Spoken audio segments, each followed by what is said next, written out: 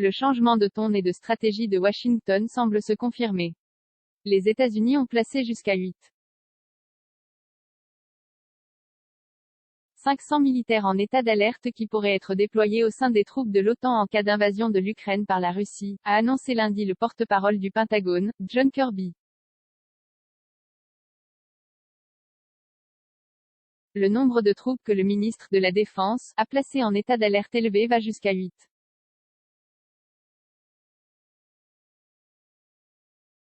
500 hommes, a-t-il déclaré, soulignant qu'aucune décision n'a été prise sur un déploiement de force en dehors des États-Unis pour l'instant. Mais il est très clair, a-t-il ajouté, que les Russes n'ont actuellement pas l'intention d'amorcer une désescalade. Selon le New York Times, l'état-major américain a présenté plusieurs options à Joe Biden ce week-end, qui pourrait décider d'envoyer en train.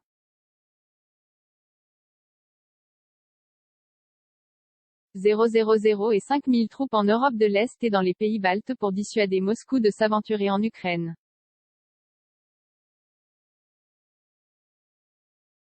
Aucune divergence avec les Européens lundi, les États-Unis ont également assuré n'avoir aucune divergence avec les Européens au sujet des sanctions sans précédent à imposer à la Russie en cas d'invasion de l'Ukraine, ni au sujet de l'urgence de la menace.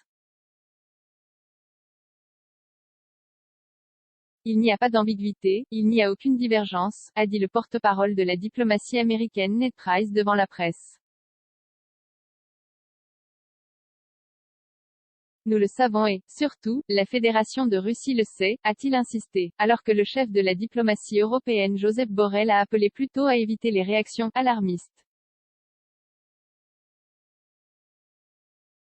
Le président français Emmanuel Macron va, lui, proposer un chemin de désescalade à Vladimir Poutine, a annoncé lundi l'Élysée.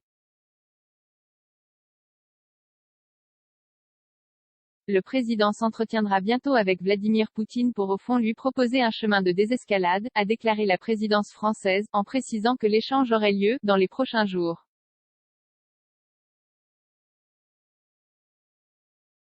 Il pense qu'il y a de l'espace pour la diplomatie, pour la désescalade, a-t-elle ajouté.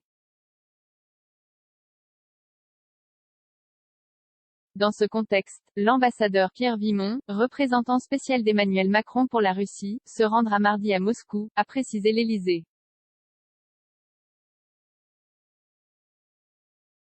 La France, l'Allemagne, la Russie et l'Ukraine tiendront ensuite une réunion mercredi à Paris sur l'Ukraine au niveau des conseillers diplomatiques.